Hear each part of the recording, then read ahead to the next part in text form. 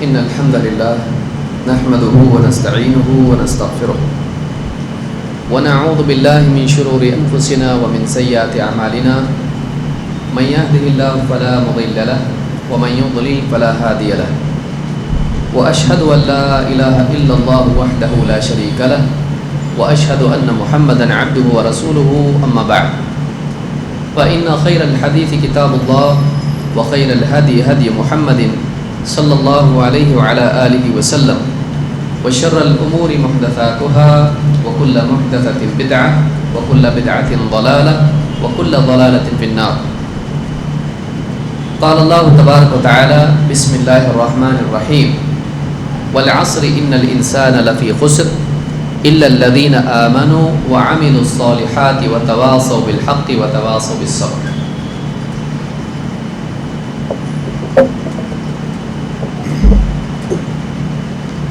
پچھلے درس میں 4 چیزیں ایک انسان کے لیے کامیاب ہونے کے لیے ضروری ہیں، اس کی تفصیل ہم نے دیکھی. شیخ محمد ابن عبد الوہاب رحمہ اللہ کہتے ہیں کہ ہر انسان کے لیے 4 چیزوں کا سیکھنا لازم ہے، ضروری ہے. سب سے پہلی چیز علم، 2 اس علم کے مطابق عمل، 3 اس علم کی دعوت، 4 اس دعوت کی راہ میں آنے والی تکلیفوں پر صبر.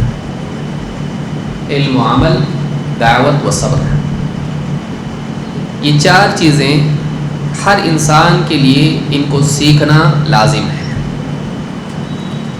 لیکن سوال یہ پیدا ہوتا ہے کہ ان چاروں ہی کی کیا تخصیص ہے اور کس دلیل کی بنیاد پر ہم یہ 4 چیزیں ضروری ہیں بتا رہے ہیں.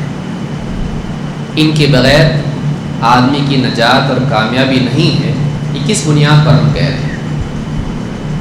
شیخ محترم کی عادت ہے اور اس کتاب میں خاص طور سے آپ کو نمایاں طور پر یہ دکھائی دے گا کہ ایک بات بولو اس کی دلیل، کیونکہ شروع میں کہہ چکے ہیں کہ سب سے پہلی چیز جو لازم ہے وہ کیا ہے؟ علم.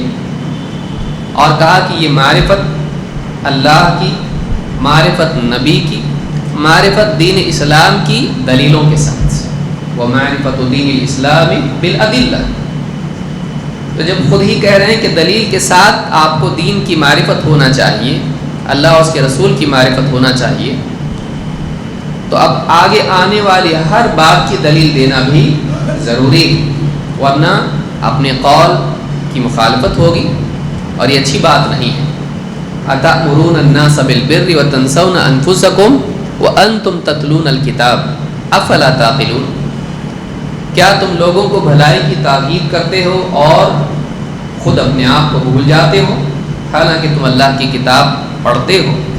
کیا تم عقل نہیں رکھتے؟ کیا تم سمجھ نہیں رکھتے؟ تو قول عمل کا تضاد ہو جائے گا. شیخ محترم کی عام کتابوں میں یہ عادت ہے کہ ہر بات کے لیے کچھ نہ کچھ دلیل قرآن سے اور سنت سے وہ دیتے ہیں. اس کتاب میں یہ چیز خاص طور سے آپ کو دکھائی دے گی.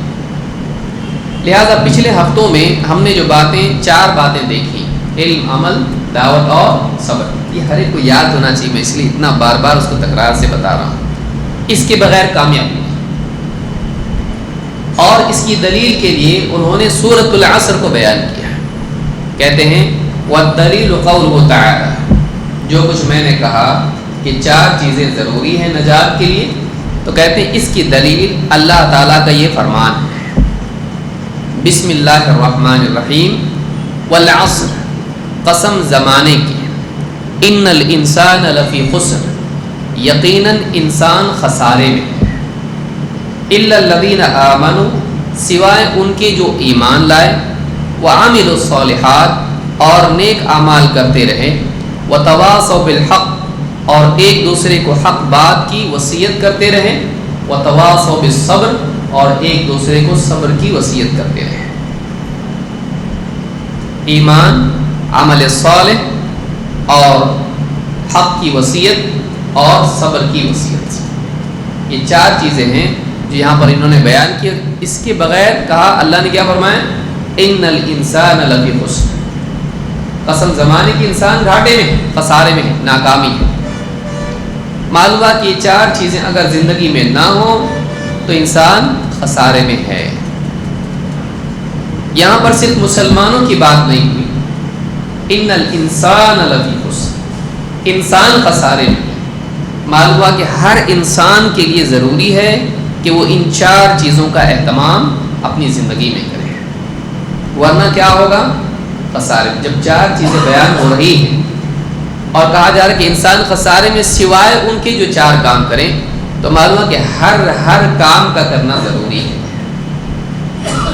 ان میں سے ایک کام بھی اگر آدمی چھوڑ دے تو ایسا آدمی خسارے میں ہے، ایک کام بھی چھوڑ دے تو خسارے میں ہے۔ آئیے اس کی تفصیل دیکھتے ہیں۔ ابن عباس رضی اللہ تعالیٰ فرماتے ہیں والعصر، کہتے ہیں العصر ساعۃ من ساعات النہار، دن کے اوقات میں سے ایک وقت کو العصر کہتے ہیں۔ عصر کے معنی زمانے کے اور وقت کی چھوٹی یا بڑی مقدار کے، یعنی وقت۔ قسم عصر کی کا مطلب قسم وقت کی۔ اللہ تعالیٰ نے وقت کی قسم کھائی اور کہا ان الانسان لفی خسر۔ ان الانسان لفی خسر میں دو چیزیں غور کرنے کی ہے۔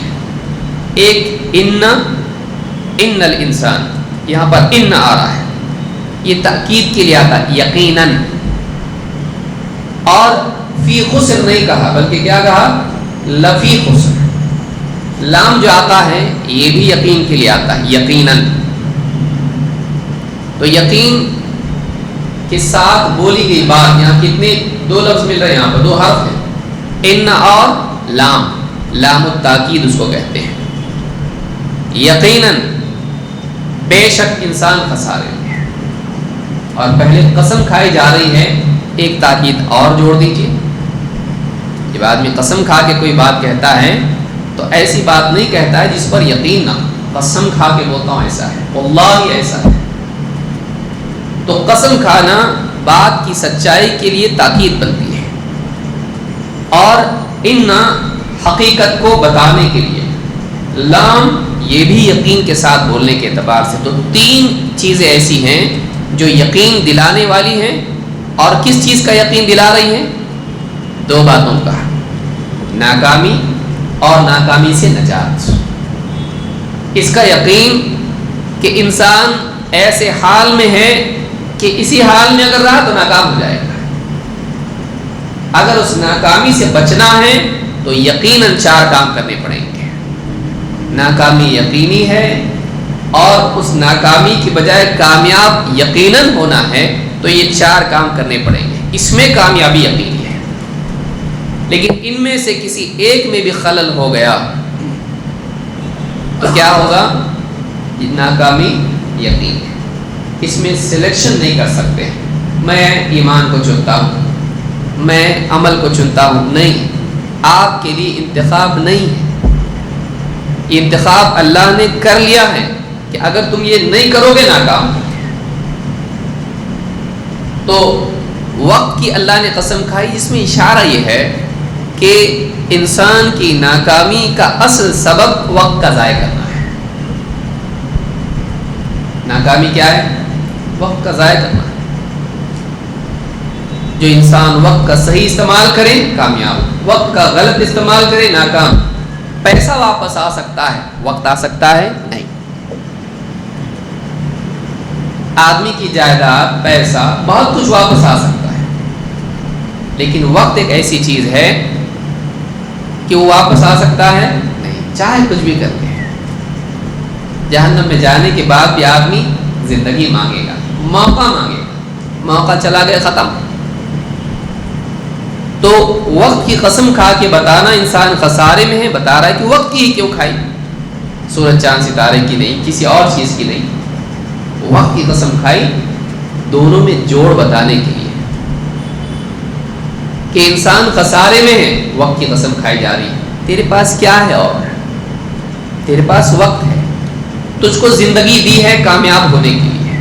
اس زندگی میں صحیح اعمال کر لے کامیاب ہے، غلط اعمال کرے گا ناکام ہے۔ لیکن وقت کے بغیر عمل ہو سکتا ہے؟ نہیں، میں عمل کروں گا لیکن وقت نہیں میرے پاس۔ آدمی زندگی چلی جائے اور اس کو حق معلوم ہو، اب عمل کر سکتا ہے؟ نہیں، زندگی اس کی ختم ہو گئی۔ تو وقت اگر نہیں ہے تو آدمی چاہ کے بھی نہیں کر سکتا ہے۔ آدمی کے اندر چاہت ہو، اس کے پاس سب کچھ ہو، تب بھی نہیں کر سکتا ہے۔ کیوں؟ وقت نہیں اس کے پاس۔ لہٰذا یہاں پر یہ بتایا جا رہا ہے کہ تیرے پاس وقت ہے۔ اچھا، وقت ٹھہرا ہوا نہیں ہے، آپ کا مال رکا ہوا ہے، یہ میری تجوری میں مال ہے، یہ میری جیب میں مال ہے، ٹھیک ہے، جب چاہے جو چاہے خرید سکتا ہوں، لیکن وقت کا حال ایسا ہے، وقت رکا ہوا نہیں ہے۔ آپ چاہے پیڑ کے نیچے ہوں، آپ گھر میں ہوں، مسجد میں ہوں، کہیں بھی آپ سفر میں ہوں، آپ ٹھہرے ہوئے ہیں، لیکن وقت رکا ہوا نہیں ہے۔ وقت قطرہ قطرہ قطرہ قطرہ قطرہ قطرہ مسلسل ختم ہو رہا ہے۔ اس اعتبار سے اگر تم نے اس جانے والے وقت کا صحیح استعمال نہیں کیا تو تم خسارے میں ہو، کیونکہ تمہارے رکنے سے وہ رکنے والا نہیں ہے، تمہاری غفلت سے وہ رکنے والا نہیں ہے، بلکہ وہ جائے گا۔ تمہارے نیک ہونے سے بھی وہ رکنے والا نہیں ہے۔ ٹھیک ہے بھائی، یہ برا آدمی اچھا آدمی، اس کا وقت رکا ہوا ہے، اچھے آدمی کا، برے آدمی کا جا رہا ہے، نہیں۔ جو آدمی نیکی کی بجائے اپنی زندگی کو گناہ میں استعمال کرے خسارے میں، اور وہ آدمی جو اپنے وقت کو اعلیٰ میں استعمال کرنے کی بجائے گھٹیا میں استعمال کرے وہ بھی خسارے میں ہے۔ نہیں، ایک آدمی ہے، اس نے بولا یہ کتنے میں بیچا تو نے؟ بولے میں اتنے میں بیچا۔ وہ کہتا پاگل، یہ بہت مہنگی چیز ہے، تو سستے میں بیچا، کیا کروں مجبوری تھی۔ ٹھیک ہے، لیکن جتنے میں تھا اس سے زیادہ بیچا، لیکن اس کا ریٹ ابھی بہت زیادہ ہو چکا ہے، یہ زمین بہت مہنگی ہے، تو نے بہت کم منافع میں بیچا، تجھ کو دھوکا ہوا، تو نقصان میں رہا۔ تو اپنی زندگی کا اعلیٰ چیزوں میں استعمال کر کے زیادہ منافع آخرت کے اعتبار سے کما سکتا تھا، تو نے گھٹیا میں استعمال کر دیا، تو نے اپنے وقت کو کیا کیا؟ برباد کیا، اور اعلیٰ کی بجائے اس سے کم تر میں استعمال کیا، اگرچہ وہ بھی اچھا ہے، لیکن کیا ہے؟ تو نے اس سے اپنے وقت کو ضائع کیا۔ مان لیجیے آپ کے پاس 5 منٹ ہیں، 5 منٹ میں آپ قرآن پڑھ سکتے ہیں، 5 منٹ میں آپ اخبار پڑھ سکتے ہیں۔ فرق نہیں ہے دونوں میں؟ ہے۔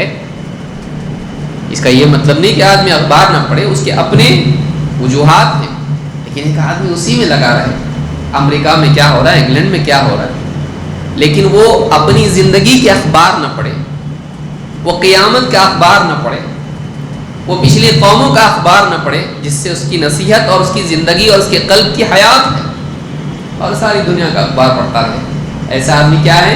اس نے اپنے وقت کو ایسی چیز میں استعمال کیا جو کمتر ہے، جس کا فائدہ ہوگا، لیکن وہ فائدہ نہیں جو اللہ کے کلام کو پڑھنے سے اس کو عبرت ملے اور اس کو اللہ کی مرضیات معلوم ہو۔ لہذا انسان خسارے میں ہے، کہ خسارے کی اصل اور بنیاد کیا ہے؟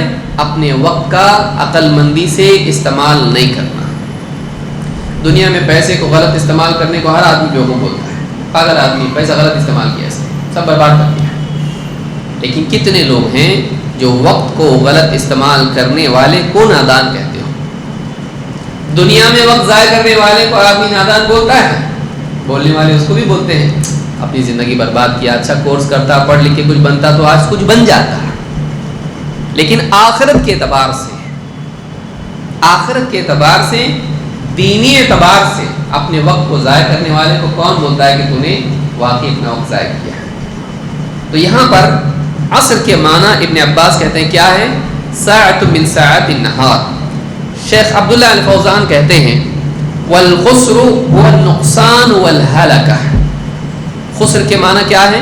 نقصان اور ہلاکت، کمی اور بربادی۔ لأن حیات الانسان ہی رأس مالہ، کہتے ہیں اس لیے کہ انسان کا اصل سرمایہ اس کی زندگی ہے۔ تیرے پاس خرچ کرنے کے لیے اصل چیز کیا ہے؟ سب سے قیمتی تیری زندگی، اس کو بہت سنبھال کے استعمال کرنا چاہیے۔ پیسہ آدمی کیا کرتا ہے؟ سنبھالو بھائی، بہت زیادہ بزنس مال ٹائٹ ہے مارکیٹ، تھوڑا سنبھال کے استعمال کرو. بچوں کو بولتا، بیوی کو بولتا، فضول خرچی چھوڑو. خود بھی سنبھال کے استعمال کرتا ہے. اس کو سنبھال کے کیوں استعمال کرتا ہے؟ تھوڑا. زندگی کتنی ہے؟ زندگی کتنی ہے؟ آج ہے کل نہیں. جو ابھی ہے وہی، اس کے بعد معلوم نہیں ہے کہ نہیں، وہ بھی معلوم نہیں. اس کو کتنا عقل مندی سے استعمال کرنا چاہیے. جس کا سٹاک کتنا ہے معلوم ہی نہیں بھی ہو سکتا ہے تیرے پاس. کہتے ہیں لأن حیات الانسان ہی رأس مالہ، اس لیے کہ انسان کی زندگی ہی تو اس کا اصل سرمایہ ہے، اصل پرنسپل اس کا اس کی زندگی ہے. فَإِذَا مَاتَ وَلَمْ يُؤْمِنْ وَلَمْ يَعْمَلْ صَالِحًا خَسِرَ كُلَّ الْخُسْرَانِ. کہتے ہیں اس لیے کہ اگر وہ مر جائے اور نہ ایمان لائے نہ نیک اعمال کرے، سب سے بڑے خسارے میں پڑ گیا. یہ ہر اعتبار سے خسارے میں پڑ گیا. نہ دنیا میں اللہ کی رضا ہے، نہ آخرت میں جنت ہے. تو یہاں پر یہ بات حصول المأمول میں شیخ عبداللہ الفوزان نے کہی ہے کہ تیرا اصل سرمایہ تیری زندگی. نہ ایمان لایا نہ عمل کیا تو نے، تو تیری زندگی کیا ہو گئی؟ برباد ہو گئی، اور تو خسارے میں پڑ گیا ہے. اب آئیے دیکھتے ہیں کہ 4 چیزیں جو اللہ نے بیان کی، وہ 4 کیا ہیں؟ ایمان، عمل صالح، حق کی وصیت، حق بتانا لوگوں کو، اور صبر پر جمنا اور جمانا لوگوں کو. یہ 4 چیزیں ہیں. ان میں سے ہر ایک کے ساتھ اللہ تعالیٰ نے خسران کا ذکر کیا ہے اگر اس میں تقصیر ہوتی ہے، کوتاہی ہوتی ہے. آئیے دیکھتے ہیں. نمبر 1 ایمان. ایمان نہیں، ناکام. سورہ العنکبوت میں آیت نمبر 52 میں اللہ تعالیٰ فرماتا ہے والذین آمنوا بالباطل وکفروا باللہ اولئک هم الخاسرون. والذین آمنوا بالباطل، اور وہ لوگ جو باطل پر ایمان لائے اور اللہ کے ساتھ کفر کیا. جو باطل پر ایمان لائے اور اللہ کے ساتھ کفر کیا، یہی وہ لوگ ہیں جو خسارے میں ہیں. تو خسارے میں کون ہوئے؟ جو اللہ کا انکار کریں، اللہ کے ساتھ کفر کریں اور باطل پر ایمان لائے. ایمان کس پر لانا چاہیے؟ حق پر. ایمان حق پر ایمان لانا چاہیے، لیکن باطل پر ایمان لائے، بتوں پر ایمان لائے، جھوٹے نبیوں پر ایمان لائے، شیطان نے جو دلوں میں باتیں ڈالی، جادوگروں نے جو باتیں ڈالی، اس پر ایمان لائے، اور اللہ کا انکار کیا.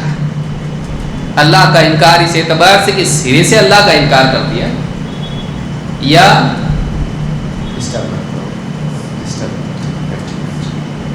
یا اللہ کا انکار کیا.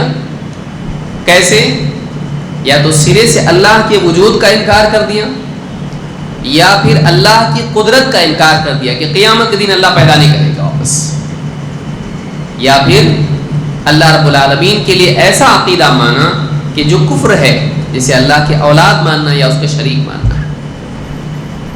تو کہا والذین آمنوا بالباطل، جو باطل پر ایمان لائے، وکفروا باللہ اولئک هم الخاسرون. تو معلوم ہے کہ کفر خسارے میں لے جاتا ہے، ایمان کامیاب کرتا ہے اور کفر خسارے میں. تو پہلی چیز کیا ہوئی؟ ایمان کے بالمقابل کفر. نمبر 2، دوسری چیز جس کو کرنا ضروری ہے وہ کیا ہے؟ نیک اعمال، عمل کرنا. اس کے بالمقابل کیا ہے؟ غلط کو صحیح کر کے اس پہ عمل کرنا. والعمل به، آدمی کا عمل کیسا ہونا چاہیے؟ علم کے مطابق. اور علم کیسا ہونا چاہیے؟ حق والا. علم غلط نہیں ہونا چاہیے. اب اگر ایک انسان صحیح علم کے مطابق نہیں بلکہ غلط علم کے مطابق عمل کرے، یہ بھی خسارے میں، بلکہ زیادہ خسارے میں ہے. کیونکہ لوگوں کی 2 قسمیں، جانا لیکن عمل نہیں کیا، دوسرا وہ جو عمل کیا لیکن غلط کیا. کوئی آدمی کہ میں تو کچھ کیا ہی نہیں تو فیل ہو گیا، وہ کہ بہت محنت کیا لیکن سب جواب غلط. تو اس نے محنت کر کے بھی فیل ہو گیا. کیوں؟ غلط کام کیا اس نے، صحیح کو غلط سمجھا، غلط کو صحیح سمجھا. یہ بھی ناکام ہے. اسی لیے اللہ تعالیٰ نے فرمایا سورہ الکہف میں آیت نمبر 103 104، اللہ فرماتا ہے قل، اے نبی آپ کہیے، هل ننبئکم بالاخسرین اعمال، کیا ہم تم کو بتائیں کہ عمل میں کون سب سے زیادہ خسارے میں؟ عمل کے اعتبار سے سب سے زیادہ خسارے میں کون ہے؟ بالاخسرین اعمال، کون ہے؟ الذین ضل سعیہم فی الحیات الدنیا، جن کی کوششیں جو دنیا میں انہوں نے کی تھی رائگاں چلی گئی، برباد ہو گئی، ضائع ہو گئی، وَهُمْ يَحْسَبُونَ أَنَّهُمْ يُحْسِنُونَ صُنْعًا، اور وہ اسی بھرم میں پڑے رہے کہ ہم کوئی اچھا کام کر رہے ہیں۔ وہ اچھا کام کر رہے تھے نہیں، لیکن وہ کیا سمجھتے رہے؟ ہم اچھا کام کر رہے ہیں۔ اس میں سارے اہل بدعت آتے ہیں، اس میں نصارہ آتے ہیں، جنہوں نے سمجھا ہم عیسیٰ علیہ السلام سے محبت کرتے ہیں، اور عبادات کی ایسے مجاہدے والی جو شریعت میں نہیں تھی، غلط عقیدے کو صحیح سمجھنے والے اور غلط چیزوں کو بدعات کو دین سمجھنے والے، سب اس میں آتے ہیں، جو عمل کے اعتبار سے خسارے میں ہیں۔ کیوں؟ یہ وہ لوگ ہیں جن کی دنیا میں کی ہوئی ساری کوششیں رائگاں چلی گئی، اور وہ اسی بھرم میں پڑے رہے کہ ہم اچھا کام کر رہے ہیں۔ کیونکہ اگر وہ احساس ان کو ہوتا کہ ہم برا کام کر رہے ہیں، کم سے کم توبہ تو کر لیتے ہیں، کیونکہ انسان کی معصیت کے لیے تدارک توبہ ہے۔ ٹھیک ہے، اچھے کام نہیں کر پایا، میں بہت گنہگار تھا، کم سے کم احساس تو تھا، آخری وقت آیا، اے اللہ معاف کر دے، کم سے کم معافی تو مانگ لیتا تو بھی کامیاب ہو جاتا ہے۔ ان اللہ یحب التوابین ویحب المتطہرین، اللہ تعالیٰ توبہ کرنے والوں کو، پاک صاف رہنے والوں کو پسند کرتا ہے، ان سے محبت کرتا ہے۔ توبہ بھی نجات ہے، لیکن وہ توبہ بھی نہیں کر پائے۔ کیوں؟ اس لیے کہ ان کے علم کا بگاڑ تھا، اور علم کے بگاڑ کی نحوست عمل پہ بھی آئی، کہ انہوں نے غلط کو صحیح سمجھا، صحیح کو غلط سمجھا، اور عمل کرتے رہے لیکن غلط عمل کیے۔ غلط عمل سے بھی آدمی کیا ہو جاتا ہے؟ خسارے میں چلا جاتا ہے۔ اسی لیے کہا کہ بالاخسرین اعمال، عمل میں سب سے زیادہ عمل کر کے بھی خسارے میں۔ یہ وہ لوگ ہیں کہ جنہوں نے ایسا سمجھا کہ جو ہم کر رہے ہیں وہ اچھا ہے، اللہ کے نزدیک اچھا نہیں تھا، وہ چیز غلط تھی، اس کو کیا سمجھے؟ صحیح۔ لہٰذا اہل بدعت، اسی لیے بعض سلف نے کہا ہے کہ ابلیس کو معصیت سے زیادہ بدعت پسند ہے۔ معصیت سے زیادہ کیا ہے؟ بدعت پسند ہے۔ کرنے کا کام نہیں کرنا معصیت ہے، بدعت کیا ہے؟ نہیں کرنے کا کام کرنا۔ کہتے کیوں ایسا ہے؟ کہتے اس لیے کہ معصیت سے آدمی توبہ کرتا ہے، بدعت سے توبہ نہیں کرتا ہے۔ ایک آدمی اللہ کے حکموں کو توڑ رہا ہے، دل میں اس کو معلوم ہے میں غلط کام کر رہا ہوں، کبھی نہ کبھی اس کو احساس ہوگا، اللہ تعالیٰ سے معافی مانگ لے گا، سارے گناہ معاف، اللہ غفور رحیم ہے، معاف کرتا ہے اللہ، لیکن اس کو معلوم ہی نہیں میں غلط کام کر رہا ہوں، توبہ کیا ہی نہیں، اور ایسا آدمی کیا ہے؟ ناکام ہے۔ تو جہل کتنا بڑا دشمن انسان ہے، اس کے اعمال کو بگاڑ دیتا ہے۔ تو عمل کا خسارہ، جس کو بدعت سے آپ تعبیر کریں گے، معصیت سے آپ تعبیر کریں گے، تو یہ سب کیا ہے؟ انسان کو خسارے میں لے جاتی ہے، اور بالاخسرین میں اشارہ ہے، زیادہ خسارے میں یہ گناہ کرنے والے سے زیادہ خسارے میں بدعت والا ہے۔ کیوں؟ آپ سمجھتے ہیں کہ گناہ کرنے والا اگرچہ خسارے میں ہے لیکن بھرپائی ہو سکتی، کیسے؟ توبہ سے، لیکن بدعت توبہ کی طرف لے جاتی نہیں، کیونکہ ذہن وہاں جاتا ہی نہیں، بلکہ وہ دوسروں کا دشمن بن جاتا ہے کہ تم غلط ہو، ہم صحیح ہیں۔ وہ بدعت کو دین سمجھ لیتا ہے، اور اس کو نہ کرنے والوں کو غلط مانتا ہے، اور زیادہ پختہ ہو جاتا ہے۔ تو یہ خسارہ ہے، عمل کا خسارہ۔ علم کے مطابق عمل نہ ہونا خسارہ ہے۔ پھر تیسری چیز، حق کے مطابق دعوت نہیں دینا، والدعوت الیہ، کچھ بھی بولنا دعوت نہیں، کام چل گیا اور اس کو دعوت کہے آدمی نہیں۔ ایک آدمی غلط باتیں کہہ دے، جھوٹی حدیثیں بیان کرے، آیت کی غلط تفسیر بیان کرے، ایک گھڑ کے ایک واقعہ بیان کر دے اور لوگ روئیں، اور ان کے دل میں اللہ کی محبت پیدا ہو، رسول کی محبت پیدا ہو، عبادت کرنے لگے، وہ کامیاب ہو گئے، یہ ناکام ہو گیا۔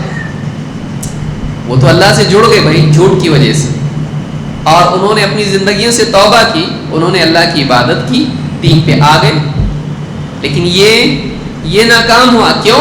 اس لیے کہ اس نے غلط کام کیا، اس نے غلط کام کیا۔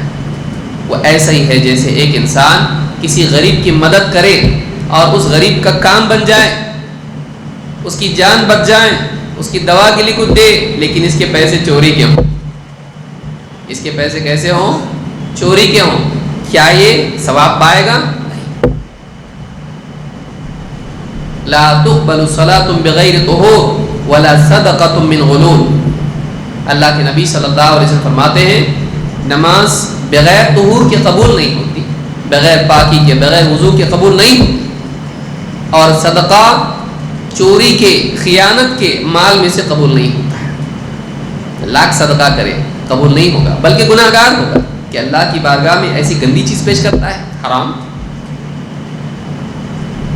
تو وہ آدمی گناہ گار، اگرچہ غریب کا کام بن گیا، اس کو دوا مل گئی، اس کا کام بن گیا، لیکن اس کا کام بننے سے یہ نیک بن جاتا نہیں، یہ نیک نہیں بنے گا، اس کی نجات نہیں ہوگی، اس کا فائدہ ہونا اس کی نجات کا، اس کی ضمانت نہیں۔ لہٰذا ایک آدمی غلط بات کر کے دعوت دے اور لوگوں کو ہدایت بھی ملے، تب بھی نجات نہیں پائے گا۔ کیوں؟ اس نے دین میں تحریف کی ہے، اس نے دین کو بگاڑا لوگوں کو سدھارنے کے لیے، لوگ سدھرے تب بھی اس نے جو دین کو بگاڑا اس کی بھرپائی نہیں ہو سکتی ہے۔ وہ لوگ اس غلط بات کو لے کر جائیں گے اور غلط بات عام ہوگی ہے، چاہے وہ دیندار بن جائے۔ اللہ تعالیٰ قرآن کریم میں فرماتا ہے وَلَا تَقُولُوا لِمَا تَصِفُ أَلْسِنَتُكُمُ الْكَذِبَ هَذَا حَلَالٌ وَهَذَا حَرَامٌ لِتَفْتَرُوا عَلَى اللَّهِ الْكَذِبَ۔ سورہ النحل میں آیت نمبر 116 میں اللہ تعالیٰ فرماتا ہے یوں ہی اپنی زبانوں سے جھوٹ موٹ کچھ بھی مت کہہ دیا کرو کہ یہ حلال ہے، یہ حرام ہے، اور نتیجے میں تم اللہ پر جھوٹ گھڑنے والے بن جاؤ۔ ایسی زبان سے کچھ بھی مت بول دیا کرو جھوٹے طور پر کہ اللہ پر جھوٹ تمہارا گھڑا ہوا ہو کہ یہ چیز حلال ہے اور یہ چیز حرام ہے۔ ان الذین یفترون علی اللہ الکذب لا یفلحون۔ اللہ نے کیا فرمایا کہ جو لوگ اللہ پر جھوٹ گھڑتے ہیں وہ کامیاب نہیں ہوتے۔ کامیابی کی نفی کا مطلب کیا ہے؟ ناکامی، خسارہ۔ تو ایک انسان اللہ پر جھوٹ بولے، چاہے اللہ کی ذات پر ہو، اللہ کی بات میں ہو یا اللہ کی شریعت میں ہو، اگر وہ جھوٹ بولتا ہے، ایسا آدمی علم کے مطابق اس نے بات نہیں کی، اس نے جہالت کے مطابق اور خواہش کے مطابق بات کی، اللہ کے ہاں وہ آدمی مجرم ہے، چاہے لوگوں کو ہدایت ملے، چاہے لوگوں کو ہدایت ملے۔ ایک آدمی کھڑے ہو کے لوگوں میں واعظ و نصیحت کر رہا تھا۔ حضرت علی رضی اللہ عنہ نے پوچھا اس کو، حضرت علی کا گزر ہوا وہاں سے، کہا تم ناسخ منسوخ جانتے ہو؟ کہ نہیں۔ کہا کہ تو بھی ہلاک ہوا، لوگوں کو بھی ہلاک کیا، یعنی کون سا حکم ناسخ ہے، کون سا منسوخ ہے، کون سا پہلے کون سے بعد کا ہے، فرق تجھ کو معلوم نہیں ہے۔ ہو سکتا ہے جو چیز چلی گئی تو ایسی چیز لوگوں کو کرنے کے لیے کہے گا، جو چیز منسوخ ہے اس پر عمل کرائے گا، جو ناسخ ہے اس کو چھڑائے گا۔ تجھ کو کیا معلوم ہے؟ فرق معلوم ہونا چاہیے۔ یہ ایک علامت ہے کہ تجھ کو ایک بنیادی بات معلوم نہیں ہے اور تو لوگوں میں نصیحت کرنے کے لیے کھڑا ہو گیا، مناسب نہیں۔ تو بہت سارے دعات جو دین کی بات کرنے کا شوق رکھتے ہیں، علم نہیں رکھتے ہیں۔ دین کا کام کرنے کے لیے صرف شوق کافی ہے؟ نہیں، علم بھی ضروری ہے۔ ویسے ہی جیسے کسی انسان کا علاج کرنے کے لیے صرف ہمدردی کافی نہیں ہے، دوا معلوم ہونا بھی ضروری ہے۔ بتائیے اگر کسی کا علاج کرنا ہو کہ سب ہٹ جاؤ، مجھے سب سے زیادہ محبت اس سے ہے، کیا آپ اس کے ہاتھ میں اپنے مریض کو دیں گے؟ نہیں، کہیں گے ہمدردی اپنے پاس رکھو، دعا کرو جا کے، علاج ڈاکٹر کرے گا۔ کسی کی ہمدردی ہونا، محبت ہونا، کسی کا بھلا چاہنا، خیر خواہی، وہ اپنی جگہ ہے، لیکن علم کا بدل نہیں بن سکتی ہے۔ علم علم ہے، علم علم ہے۔ علاج کے لیے علم چاہیے، صرف ہمدردی کافی نہیں ہے۔ اسی لیے اللہ نے کیا فرمایا کہ یوں ہی اپنی زبانوں سے جھوٹے طور پر مت کہا کرو کہ یہ حلال ہے حرام ہے، نتیجہ یہ ہوگا کہ تم اللہ پر جھوٹ بولنے والے ہو جاؤ گے۔ ان الذين يفترون على الله الكذب لا يفلحون، جو لوگ اللہ پر جھوٹ گھڑتے ہیں کامیاب نہیں ہوں گے۔ لا يفلحون، وہ کامیاب نہیں ہوں گے، ناکام ہیں ایسے لوگ، خسارے میں ہیں، گھاٹے میں ایسے لوگ۔ اللہ پر جھوٹ گھڑنا کیا ہے؟ اللہ کے احکام میں جھوٹ بولنا، جیسے یہاں پر ہے کہ حلال کو حرام بول دیں، حرام کو حلال بول دیں۔ کبھی کیا ہوتا ہے، لوگوں کی ہمدردی اتنی ہوتی ہے کہ ان کے لیے حرام کو بھی حلال کر دیا، بیچارے کا کیسا ہوگا، ٹھیک ہے چلتا ہے۔ اور کبھی تقویٰ کا بخار اتنا آتا ہے کہ ایک حلال کو بھی حرام کر دیتا ہے، نہیں بچنا چاہیے، حرام ہے وہ، ارے اللہ نے حلال کیا ہے، تو کون ہوتا ہے اس کو حرام کرنے والا؟ بعض اوقات انسان اس کا تقویٰ، غلو تقویٰ میں حلال کو بھی حرام کر دیا، اور کبھی لوگوں کی ہمدردی، حرام کو بھی کیا کر دیا، حلال کر دیا۔ اسی لیے علماء کہتے ہیں فتویٰ دینے والے کو سامنے والے کو بچانے سے زیادہ اپنے بچانے کی فکر ہونا چاہیے۔ فتویٰ دینے والے کو کیا ہونا چاہیے، امت کو بچانے کے چکر میں کیا کرتا ہے آدمی، غلط کو بھی صحیح، حرام کو بھی حلال کر دیتا ہے۔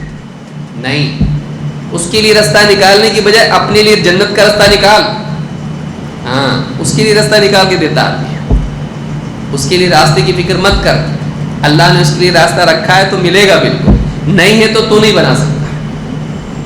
تو اپنی سوچ کہ تیری نجات، اگر غلط فتویٰ دے دیا، غلط بات بتا دی، تیری جنت خطرے میں آ گئی، اس کا تو کام بن گیا دنیا کا، تیرا کام بگڑ گیا، کہاں کا، آخرت کا۔ تو یہ بے وقوفی۔ تو یہاں پر اللہ نے فرمایا وہ لوگ جو اللہ پر جھوٹ گھڑتے ہیں وہ کامیاب نہیں ہوں گے۔ اللہ پر جھوٹ بولنا کیا ہے، حلال و حرام میں جھوٹ بولنا، اور بغیر علم کے بولنا جھوٹ تک لے جاتا ہے، یہ جھوٹ ہی تو ہے، وہ حقیقت کے مطابق نہیں ہے۔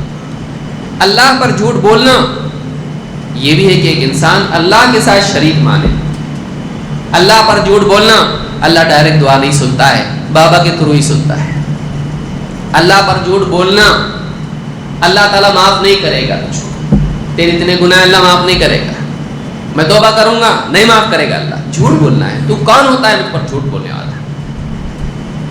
ایک آدمی دوسرے آدمی کو نصیحت کرتا تھا، گناہ گار کو، کہتا اب چھوڑ، میرے رب کا معاملہ ہے۔ ایک دن بہت غصے میں آ کے کہا اللہ کی قسم اللہ تجھ کو معاف ہی نہیں کرے گا۔ اللہ تعالیٰ نے دونوں کو جمع کیا، کہا تو کون ہوتا ہے مجھ پر قسم کھا کے بولنے والا ہے؟ میں نے اس کو معاف کر دیا، تجھ کو جہنم میں ڈالا۔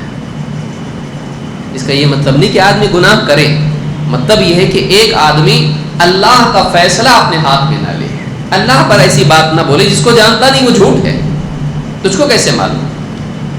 اللہ پر جھوٹ بولنا اللہ کی شریعت میں یا اللہ کے بارے میں، اللہ کی ذات میں، اللہ کی بات میں جھوٹ بولنا ہے کہ کسی بھی چیز کو آدمی عقیدے کی چیز کو کہے، اللہ تعالیٰ کے ساتھ شرک کرے، یہ جھوٹ ہے۔ اللہ کی اولاد ماننا، مشرکین کا اللہ کی بیٹیاں ماننا، یہ ساری چیزیں کیا ہیں؟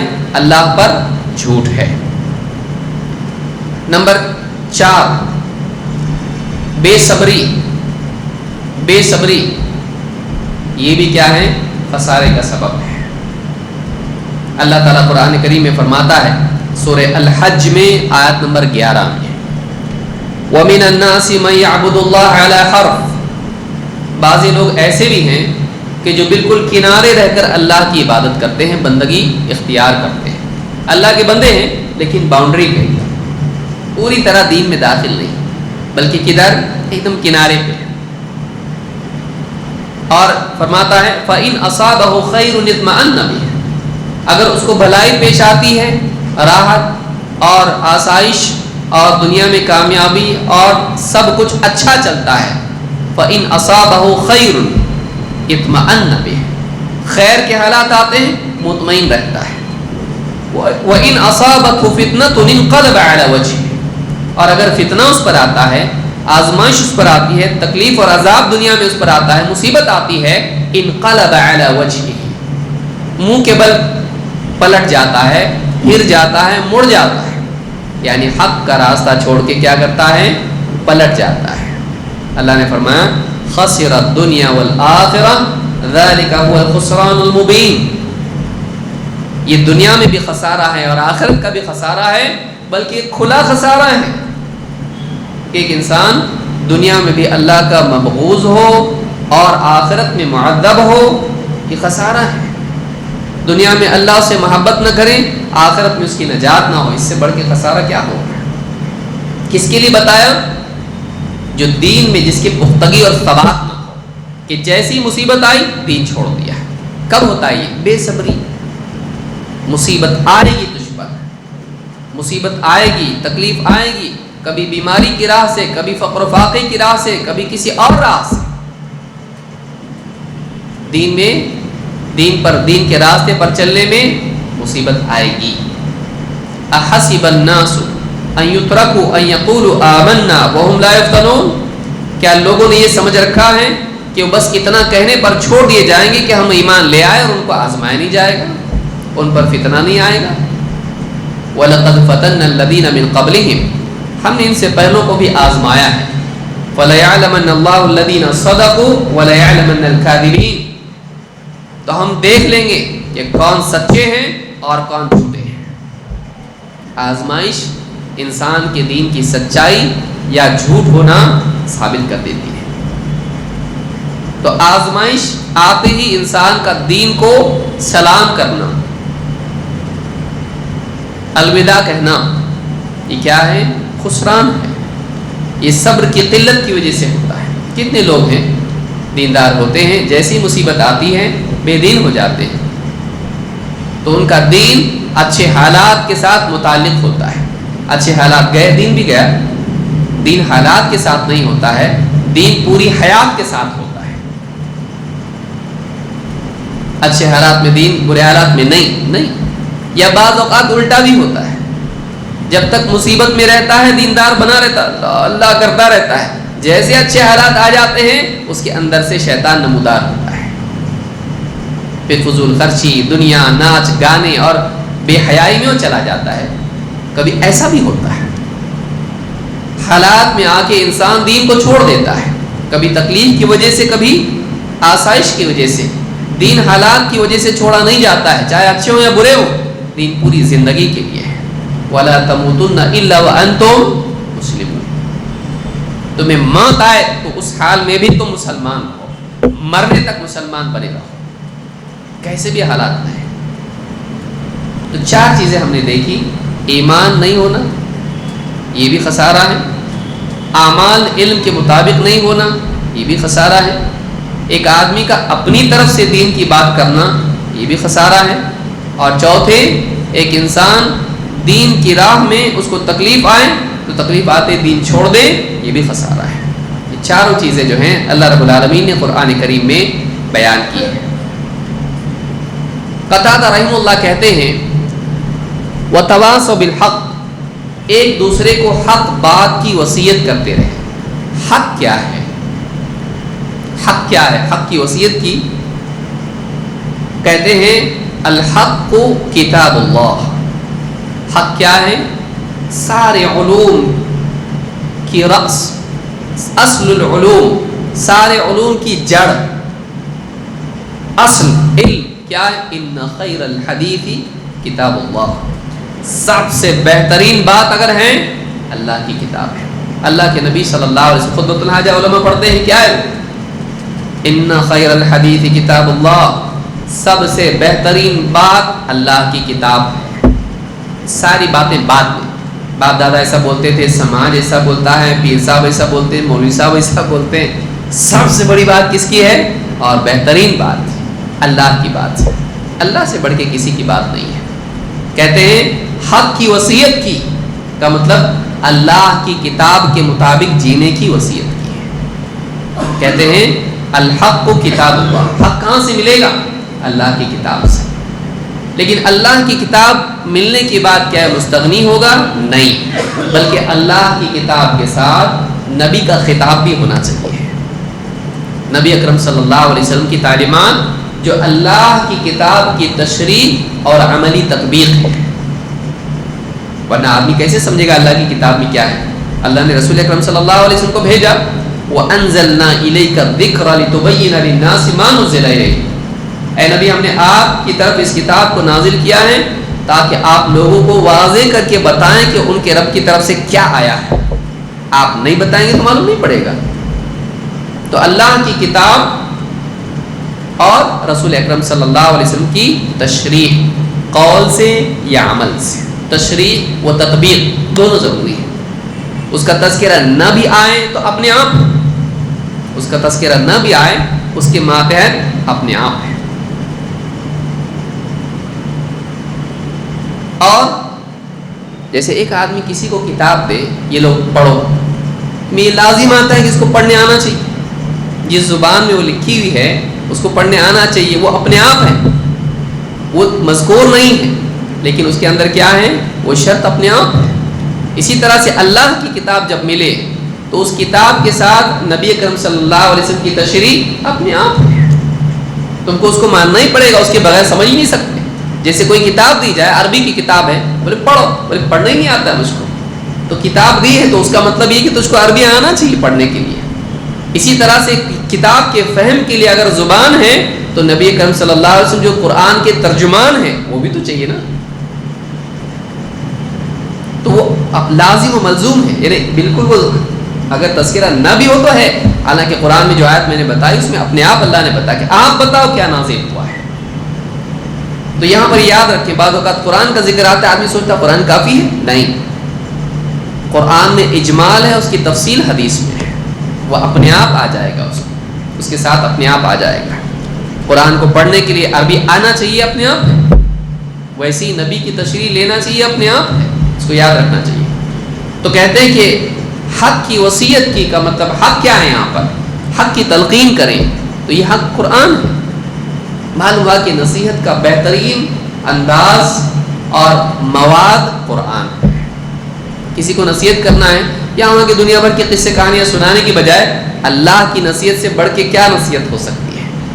اسی لیے قرآن کریم میں اللہ تعالیٰ نے ایک جگہ فرمایا فَذَكِّرْ بِالْقُرْآنِ مَن يَخَافُ وَعِيدٍ، سورہ قاف آیت نمبر 45 میں اللہ تعالیٰ فرماتا ہے فَذَكِّرْ بِالْقُرْآنِ مَن يَخَافُ وَعِيدٍ، دو باتیں اس میں ہیں۔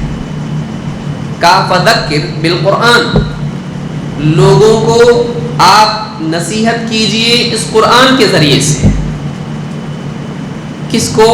مَن يَخَافُ وَعِيدٍ، جو اللہ کی طرف سے آئے ہوئے خطرے اور اس کی وعید، جہنم کی وعید، دنیا میں عذاب کی وعید، اللہ کی ناراضگی کی وعید، آخرت میں ناکامی کی وعید، جو اس وعید سے ڈرتا اس کو ڈراؤ، جو ڈرتا ہی نہیں اس کو کتنا بھی بولے تو سمجھتا ہو ارے مت جاؤ، کچھ نہیں ہوتا، جب ہوتا بولتا ہاں اچھا نہیں ہوا۔ تو جو آدمی ڈر ہی نہیں رکھتا، اندیشہ جس کے اندر نہ ہو، میری بات یاد رکھیے، جس کے دل میں اندیشہ نہ ہو اس کو نصیحت نفع نہیں دیتی ہے۔ جس کے دل میں نقصان سے بچنے کا احساس ہو، وہ نقصان سے بچنا چاہتا ہے، اور نقصان کا خطرہ اور اس کی سنگینی اس کو معلوم ہو، وہی آدمی نصیحت مانتا ہے۔ اسی لیے آپ بچے کو بولیں وہ مت کرو، مت چھری سے کھیلو، کھیلتا، ہاتھ کٹے بعد نہیں کھیلتا، اس کو نقصان کا احساس نہیں۔ آگ سے مت کھیلو، نہیں سنتا، لیکن اگر ہاتھ جل جائے اس کے بعد پھر بچتا ہے۔ لیکن دنیا ایسا ٹرائل نہیں ہے نا، دنیا کی زندگی ٹرائل نہیں ہے، کیونکہ سیکنڈ موقع نہیں ہے، دوسرا موقع نہیں ہے۔ آدمی ٹرائی کرے اور سب کچھ کرے خواہشات کے مطابق، اور آخرت میں جا کے معلوم پڑے کہ یہ غلط ہے، میں جو جیا وہ غلط تھا، واپس آؤ نہیں۔ تو زندگی، جس آدمی کو اندیشہ ہے کہ یہ غلط لگ رہا ہے، بچنا چاہیے اس سے، تو جس آدمی کو احساس ہو وہی آدمی گمراہ ہونے سے بچتا ہے، جو نظر ثانی کرتا ہے اپنے سفر پر، میں صحیح جا رہا، غلط تو نہیں جا رہا۔ جس آدمی کو وہ نہیں صحیح جا رہا میں، تو کس کی سنتا نہیں، ہو کسی کی سننے کا نہیں، میں جو جا رہا ہوں مجھ کو معلوم ہے یہی رستہ ہے، وہ آدمی کسی کی نہیں سنتا ہے، اس کو نصیحت فائدہ دیتی نہیں۔ لیکن جو آدمی سوچتا ہے دیکھنا پڑے گا. ہاں تو کوئی جب بولتا ہے بھائی تم غلط جا رہے, ہاں دیکھو برابر مجھ کو بھی لگ رہا تھا. اندر سے جب آدمی کے اندیشہ ہوتا ہے, ڈر ہوتا ہے, اس کو نصیحت فائدہ دیتی ہے. تو یہاں پر دو باتیں بتائی. نصیحت کس کو فائدہ دے گی؟ جس کے دل میں پہلے سے ڈر ہے, نقصان کا ڈر ہے, وہ نقصان نہیں چاہتا, تو اس کو فائدہ ہوگا. لیکن کس سے نصیحت کرنا ہے؟ فذکر بالقرآن, اس قرآن کے ذریعے تم نصیحت کرو. کیونکہ قرآن کیا ہے؟ اللہ نے فرمایا صاد والقرآن ذی الذکر, قسم قرآن کی, اللہ نے کہا والقرآن ذی الذکر, قسم قرآن کی جو نصیحت والا ہے. ذکر یاد دہانی, ریمائنڈر. آدمی غفلت, دنیا میں غفلت ہے, کھانا پینا, کھیل تماشا, دنیا, سماج, ذمہ داریاں, انسان کی جسمانی تقاضے, شہوت, نفس, بہت کچھ, اور دنیا میں جو بھی ہو رہا غفلت. تو آدمی غفلت میں مبتلا ہو جاتا ہے, کبھی اپنی ذات کی وجہ سے, کبھی باہر کی وجہ سے, کبھی ذمہ داری کی وجہ سے, کبھی کھیل کود کی وجہ سے. قرآن اس کو یاد دلاتا ہے. جیسے اگر آپ بیٹھے ہیں میٹنگ میں, آپ کو کہیں جانا ہے, آپ الارم لگاتے ہیں, جیسی وقت ہو جاتا آپ کو یاد دلاتا ہے. تو آپ بھول گئے تھے, لیکن اس نے آپ کو کیا کیا؟ یاد دلایا. لیکن یاد دلانا کس کو ہو سکتا ہے؟ جو قرآن کی طرف رجوع کرے, جو قرآن سے اعراض کرے. قرآن کی نصیحت اس کو فائدہ دیتی ہے؟ نہیں. لہذا اللہ نے فرمایا کہ فذکر بالقرآن من یخاف وعید. مزید یہ کہ صبر سے مراد کیا ہے؟ حق تو آپ نے دیکھ لیا قرآن ہے, اور نصیحت وتواصوا بالحق, ایک دوسرے کو حق کی وصیت کی. تو قرآن میں جو بھی علم آیا ہے عقیدہ و عمل کے اعتبار سے, اس کی وصیت کریں, نہ کہ کسی فلاں ابن فلاں کی تعلیمات کی. اصل کیا ہے؟ قرآن. نبی صلی اللہ علیہ وسلم کو کس کے ذریعے نصیحت کے لیے اللہ نے کہا؟ قرآن. من باب اولا اگر ہم آپ صلی اللہ علیہ وسلم کے متبع ہیں, ہمارے لیے بھی ضروری ہے کہ ہم قرآن کے ذریعے سے نصیحت کریں. دو, صبر کیا ہے؟ وتواصوا بالصبر, ایک دوسرے کو صبر کی وصیت کرتے رہیں. اگر صبر کو آپ کو ایک لفظ میں بیان کرنا ہو تو قتادہ رحمہ اللہ کہتے ہیں الصبر طاعت اللہ. الصبر کیا ہے؟ طاعت اللہ, وہ کرنا جو اللہ حکم دے. صبر اس کا نام ہے. جمنا کس چیز پر؟ اس پر جمنا جس پر اللہ نے جمنے کے لیے کہا ہے. تو سارے دین کا خلاصہ کیا ہے؟ اللہ کا حکم ماننا, جو براہ راست قرآن میں اللہ نے دیا یا نبی کے ذریعے سے دیا, چاہے وحی وہ مطلوع ہو یا غیر مطلوع. اللہ کا حکم ماننا, اللہ کی فرما برداری کرنا. صبر کیا ہے؟ کیونکہ دیکھیے لا یکلف اللہ نفسا الا وسعها, نفس میں اباعت ہے. نفس بولتا نہیں میرے کو آزاد جینا ہے. اور انسان کے لیے سب سے بڑا مجاہدہ یہ ہے تو مالک نہیں ہے, اللہ مالک ہے. ساری تمام تر آزادی کے باوجود اللہ کا غلام بن جانا, اللہ کا بندہ بننا, اللہ کے حکم اپنے طور پر اپنے اوپر نافذ کرنا, جبکہ کوئی فرشتہ لکڑی کھڑا ہوا نہیں. یہ سب سے بڑی کرامت ہے. سب سے بڑی کرامت کیا ہے؟ انسان کا اللہ کی طاعت پر ساری آزادی کے باوجود اپنے آپ کو اس کا پابند کر لینا, اللہ کے حکموں کا پابند کرنا. اس سے بڑھ کے کیا ہو سکتا ہے؟ اس سے بڑھ کے عجیب چیز کیا ہو سکتی ہے؟ شیطان ہے, اس کو بول رہا مت کر ایسا, مت مان اللہ کی, اور غلط بات بتا رہا, دل میں وسوسے ڈال رہا, صبح شام 24 گھنٹے نیند میں سے اٹھتے ہی چالو, اور نیند میں بھی نہیں چھوڑتا. نیند میں بھی تو خواب دکھاتا ہو. اچھا, خواب 3 طرح کے ہوتے ہیں, شیطان کی طرف سے بھی ہوتا ہے. 2, نفس لذتیں چاہتا ہے, آرام چاہتا ہے. 3, سماج. 4, ذمہ داریاں, آدمی کھو جاتا اس کے اندر. پھر بیماری, معاشی مسائل, اور کتنے سارے مسائل آتے ہیں.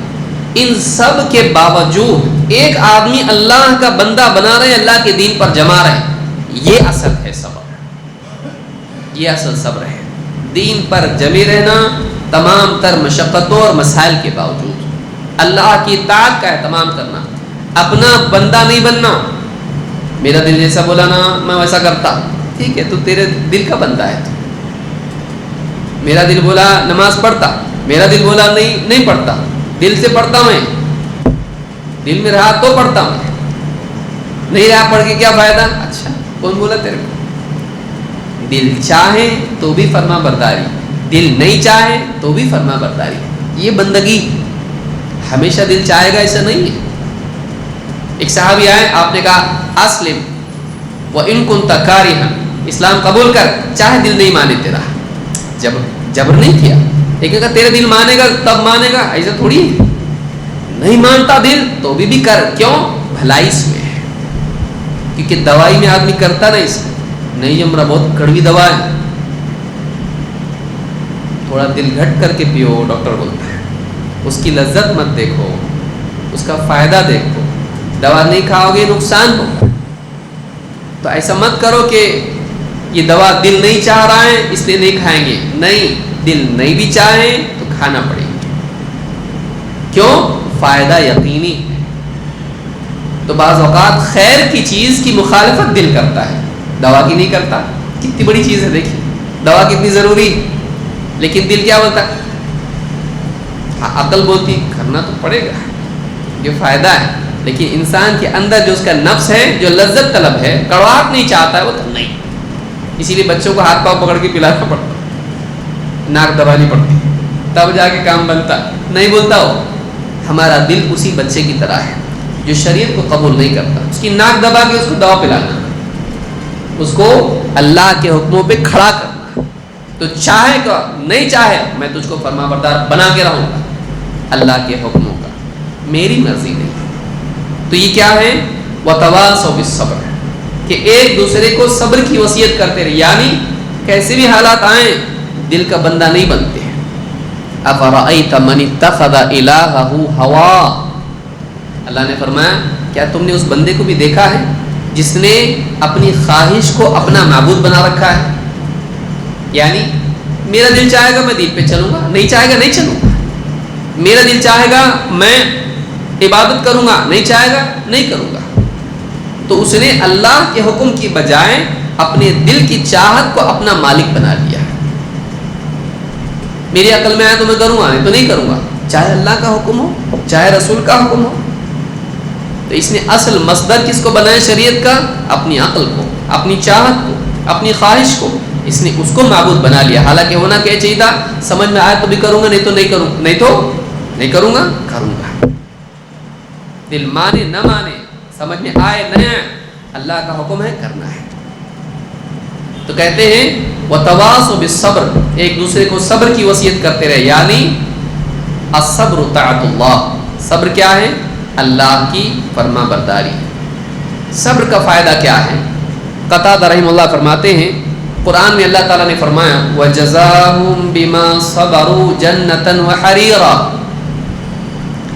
اللہ تعالیٰ اللہ نے ان کو بدلہ دیا، جنت کا منظر اللہ بیان کر رہا ہے۔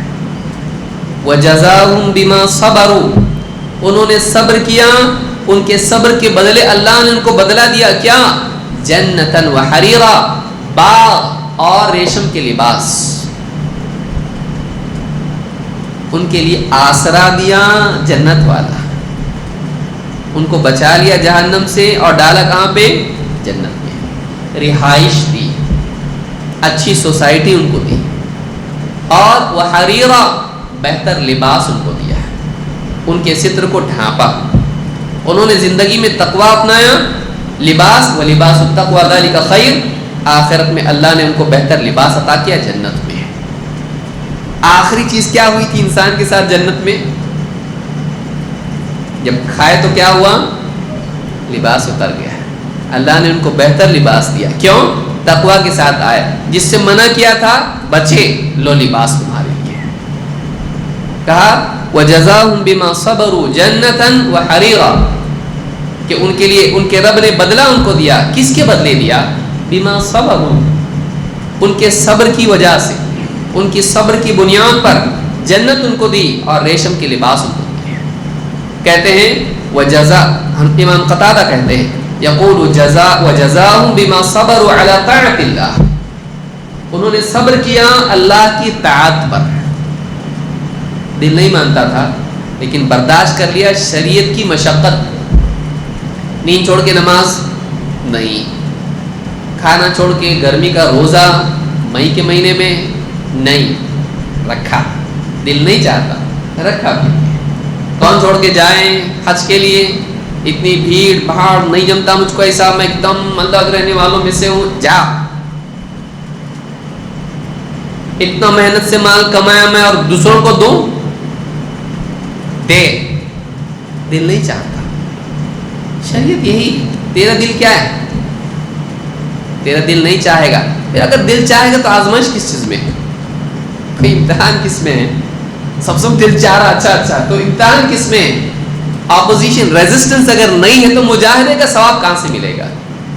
اللہ نے نفس میں وہ رکھا، نہیں بولتا ہو، اس کے باوجود علم انسان کو دیا اور اپنے اوپر قابو انسان کو دیا کہ تو چاہے تو کر سکتا ہے.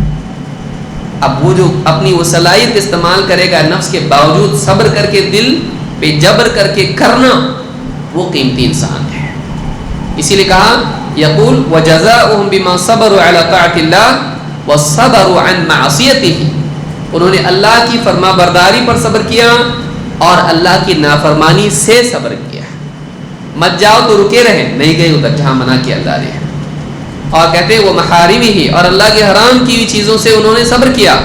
جنتاً وحریرا، اللہ نے ان کو جنت بھی دی، ان کو ریشمی لباس بھی دیے، ایک دم نازک مہین اور ریشم کے لباس.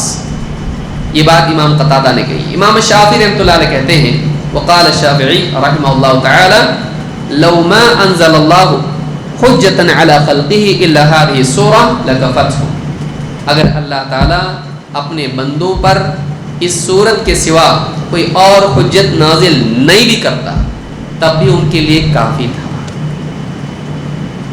کیا حق ہے کیا باطل ہے، تیری زندگی کا کیا مقصد ہے، زندگی میں تجھ کو کیا کرنا چاہیے، یہ اجمالی حجت اللہ کی طرف سے ہے، جس کے اندر انسان کا انجام برا اور کس وجہ سے برا اور اس کا حل کیا ہے، اللہ تعالیٰ نے اجمالی طور پر بتا دیا. اپنی اور دوسروں کی فکر، پہلے دو میں اپنی فکر، دوسرے دو میں سماج کی فکر. ایمان اور عمل پہلے اپنے لیے، پھر دوسروں کو حق کی وصیت کرنا، دوسروں کو صبر کی وصیت کرنا، دوسروں کو صحیح علم کی دعوت دینا، دوسروں کو صحیح علم پہ جمنے کی دعوت دینا. صحیح علم اور صحیح عمل، حق اور صبر. صحیح علم حق، صحیح عمل صبر. صرف جاننا کافی نہیں، نجات کے لیے جمنا بھی ضروری ہے. جاننا اور جمنا دو چیزیں ضروری ہیں. تو خود ایمان لائیں اور نیک عمل کیے اور دوسروں کو صحیح علم اور اس پر جمنے کی تلقین کرتے رہیں. کہتے ہیں یہ اگر اللہ تعالیٰ اس کے علاوہ کچھ بھی نازل نہیں کرتا ان کے لیے کافی ہو جاتا یہ سمجھنے کے لیے کہ سچویشن کیا ہے، حالت کیا ہے، پوزیشن کیا ہے میری، کہ میں خسارے میں ہوں، وقت کی برباد کرنے کی وجہ سے ٹائم میرے پاس ہے، ٹائم ختم ہوتے جا رہا اور اس کے لیے کیا کرنا ہے، جتنا بچا کچھ ٹائم اس میں 4 کام کرنے ہیں، 2 اپنے لیے 2 سماج کے لیے. ایمان لا، نیک عمل کر، دوسروں کو حق بات بتا اور ان کو اس پہ جمنے کی تاکید کر، خلاص. اور اس کے علاوہ کیا ہے کچھ اور، سارا دین اس میں آ جاتا ہے. اسے بھی معلوم ہوتا ہے کہ کامیابی صرف اپنی نجات کی فکر میں نہیں ہے، دوسروں کو حق کی تلقین کرنا اور دوسروں کو اس پر جمنے کی نصیحت کرنا دونوں ضروری ہے. میں نے بتا دیا آپ مانے نہیں مانے نہیں، ہاتھ پکڑ کے اس کو لا، کوشش کر کہ وہ عمل بھی کرے. صرف بگل بجا کے مت بتا کہ میں نے جنگ کا بگل بجا دیا ہے اور میں نے سب کچھ بتا دیا ہے، آپ ماننے والے مانے اور جہنم میں جانا تو جاؤ، نہیں، بلکہ ان کو دین پر جمنے کی بھی نصیحت کر. صرف حق بتانا کافی نہیں. اسی لیے کیا ہے، نبی صلی اللہ علیہ وسلم کیا فرماتے ہیں، میری مثال اور تمہاری مثال ایسی ہے جیسے کسی آدمی نے آگ جلائی، جب آگ اچھی طرح سے روشن ہو گئی اور اپنے اطراف کو اس نے روشن کر دیا تو پتنگے اس میں گرنے لگے. اور وہ ان کو بچانے کی کوشش کر رہا ہے کہ نہیں گرے اس کے اندر۔ یہی حال میرا تمہارا ہے کہ میں تمہاری پیٹ پکڑ پکڑ کے تم کو گھسیٹ رہا ہوں، حلم عن النار حلم عن النار، اور تمہارا حال ہے کہ تم آگ میں کودے چلے جا رہے ہو۔ یہ نہیں کہا نا آپ نے آگ میں مت جاؤ، جانا ہی جا سکتے، تمہاری مرضی، نقصان تمہارا ہوگا، نہیں، پیٹ پکڑ کے میں تم کو گھسیٹ رہا ہوں۔ دائی صرف بتائے نہیں، بچائے، صرف بتائے نہیں، کیا کرے؟ بچانے کی فکر کرے۔ جیسے گھر میں آگ لگی، بولو آگ آگ آگ، تو اس کو بھی معلوم ہے پھر آگ لگی ہے، آگ بولنے سے کیا ہونے والا ہے، اس کو باہر نکالنے کے لیے کوشش کر، آگ بجھانے کی کوشش کر۔ صرف بتا کے نہیں چلے گا، صرف بتانا کافی نہیں، کیا کرنا چاہیے؟ بچانا چاہیے۔ یہ نبوی طریقہ ہے۔ انشاءاللہ مزید باتیں ہم اگلے درس میں دیکھیں گے۔